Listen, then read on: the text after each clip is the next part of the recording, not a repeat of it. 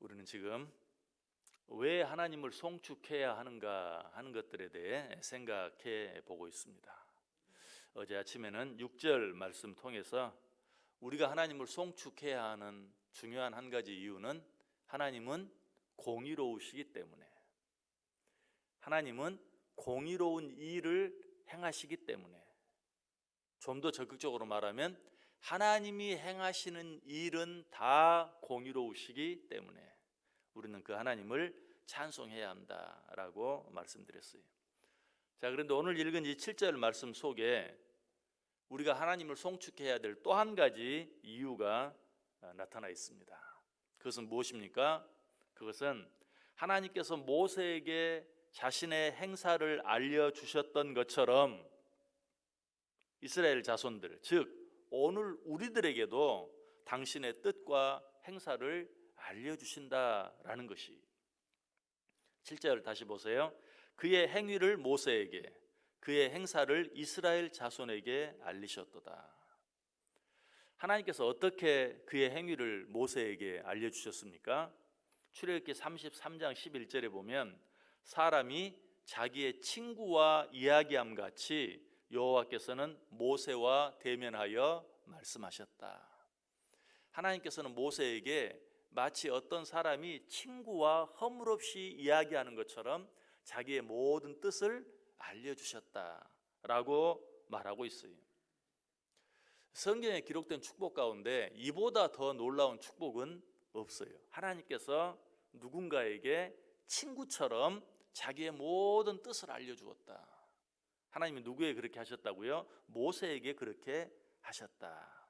그런데 놀라운 것은 하나님이 모세에게만 그렇게 하신 것이 아니라 이스라엘 자손된 우리들에게도 똑같이 그렇게 해 주셨다라는 사실이, 그 증거가 무엇입니까? 우리 손에 들려진 바로 이 성경, 하나님의 말씀이, 하나님께서 우리에게 이 말씀을 주셨어요. 하나님께서 이 말씀을 주신 것은 어떻게 보면 하나님께서 모세에게 친구처럼 대면하여 말씀해 준 것보다 더 귀한 축복이, 왜? 아무리 허물없이 이야기해 줬다 할지라도 들을 때는 기억했는데 조금 지나면 잊어버릴 수도 있잖아요. 그런데 하나님께서 우리들에게는 어때요? 기록된 말씀으로 우리에게 당신의 뜻을 알려주셨어요. 얼마나 놀라운 축복인지 몰라요. 뿐만 아니라 오늘 여기 있는 우리들은 어때요? 이 말씀을 들을 때 다른 사람들은 내가 그렇게 설명해주고 이야기해주고 권면해도 듣지 않고 들어도 믿어지지 않는데 우리는 어때요? 믿어져요. 이 말씀 앞에서 아멘이 나와요. 얼마나 감사한 사실입니까? 이보다 더 크고 이보다 더 놀라운 축복이 없어요. 이 축복에 대해서 야고보의 형제 유다는 이렇게 고백하죠. 요한복음 14장 22절에서 가룟 아닌 유다가 이르되 주여 어찌하여 자기를 우리에게는 나타내시고 세상에는 아니하려 하시나이까. 야고보의 형제 유다는 예수님께서 자신의 메시아 되심과 구주 되심을 우리에게는 알려주시고 다른 사람에게는 나타내지 않으시는 것에 대해서 질문 형식으로 따지는 것이 아니라 묻는 형식으로 경의를 표하고 있어요. 어떻게 우리에게만 당신의 그 놀라운 뜻을 나타내 보여주십니까? 라고 찬송하고 있는 거예요.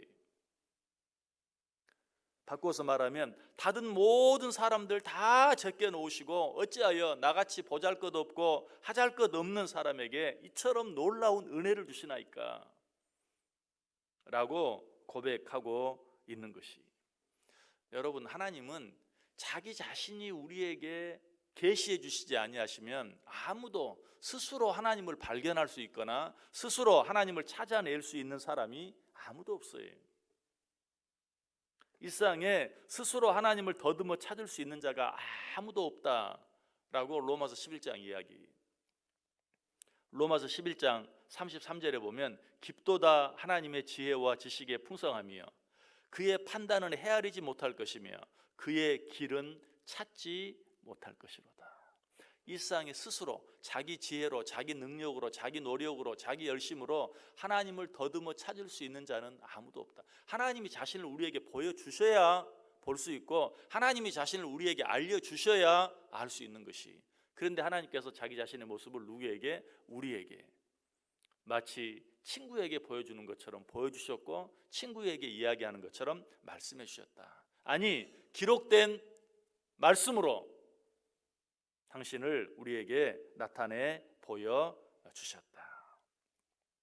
마태복음 11장 25절에서는 이 은혜에 대해서 이렇게 말해요. 그때 예수께서 대답하여 이르시되 천지의 주제이신 아버지여, 이것을 지혜롭고 슬기 있는 자들에게는 숨기시고 어린 아이들에게는 나타내심을 감사하나이다. 옳소이다. 이렇게 된 것이 아버지의 뜻이니이다.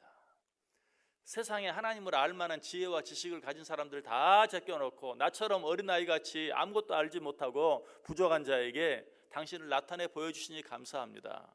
이것이 하나님의 뜻임을 내가 깨달았습니다 하면서 역시 하나님을 찬송하고 있어요. 신명기 7장 6절 7절에서는 말합니다. 너는 여호와 내 하나님의 성민이라. 내 하나님 여호와께서 지상 만민 중에서 너를 자기 기업의 백성으로 택하셨나니 여호와께서 너희를 기뻐하시고 너희를 택하심은 너희가 다른 민족보다 수요가 많기 때문이 아니니라. 너희는 오히려 모든 민족 중에 가장 적으니라. 내가 너희를 많은 사람들 가운데서 택하였다. 그런데 내가 너희를 택한 것은 너희들의 수요가 다른 민족보다 많아서가 아니다. 오히려 너희들이 적기 때문이다. 여러분, 이 말씀의 의미가 뭐예요? 내가 너희를 택했다. 내가 너희를 택한 것은 너희들이 다른 사람보다 더 나아서가 아니다. 내가 너희들을 사랑해서 내가 너희들을 택하기로 작정했기 때문이다. 어쩌면 우리가 더 부족하기 때문에 그런 우리들을 하나님이 사랑하시기로 작정하시고 택해 주셨다라고 말하고 있어요. 여러분, 우리가 하나님의 자녀된 것은 우리에게 그럴듯한 어떤 자격이 있어서가 아니에요. 순전히 우리를 향한 하나님의 사랑 때문이고 우리를 향한 하나님의 은혜 때문이.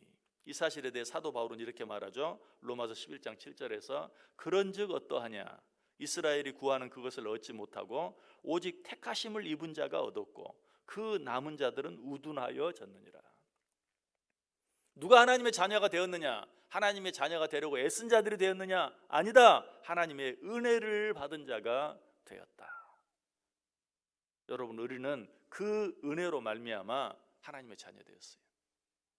그 사랑으로 말미암아 많은 사람 가운데 택함을 받아 하늘나라 백성이 된 것이. 오늘 이 자리에 있는 저와 여러분은 특별히 감사해야 될 것은 그렇게 해서 택함 받은 많은 자들 가운데 특별히 또 뽑으셔서 이 귀한 새벽 시간에 하나님 앞에 나와서 하나님께 예배할 수 있는 은혜를 우리에게 더하여 주셨어요.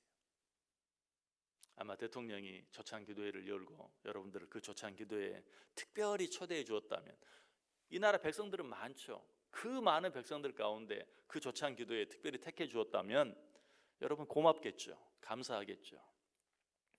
하나님께서 당신의 백성들을 택하셨어요. 세상 수많은 사람 가운데 하나님께서 당신의 자녀들 당신의 은혜와 사랑으로 택해 주셨어요. 그런데 이 자리에 나와 있는 여러분들은 꼭 기억하세요. 그 택함 받은 하나님의 자녀들 가운데서 특별히 또 뽑으셔서 이 새벽 시간, 하루의 첫 시간, 이 귀한 시간에 하나님이 불러주셔서 하나님 앞에 예배할 수 있게 해주시고, 하나님께서 마치 모세에게 친구와 대면하여 이야기하는 것처럼 오늘도 말씀해주고 있다는 사실이, 여러분, 이 사실로 인하여 하나님께 감사하시길 바랍니다. 이 사실로 인하여 하나님을 찬송하시길 바랍니다. 그렇게 살아갈 때 우리의 삶은 하루하루, 아니 우리의 일생 전체가 늘 기쁘고 즐거운, 감사가 넘치고 찬송이 넘치는 삶이 될 수밖에 없어요. 누가 그런 삶을 살 수 있는가? 하나님께서 우리를 당신의 은혜로 택해 주셨다. 그 가운데서 우리를 또 택해 주셨다. 이 은혜를 알고 찬송하는 자만이 우리의 삶을 기쁘게 살고 있어요. 이 하루도 이 하나님의 은혜를 잊지 않고 기억하고 하나님께 감사하고 찬송함으로 우리의 남은 삶 전체가 기쁨과 감사가 넘치는 풍성한 은혜의 삶이 되어줄 수 있기를 주님의 이름으로 간절히 축원합니다.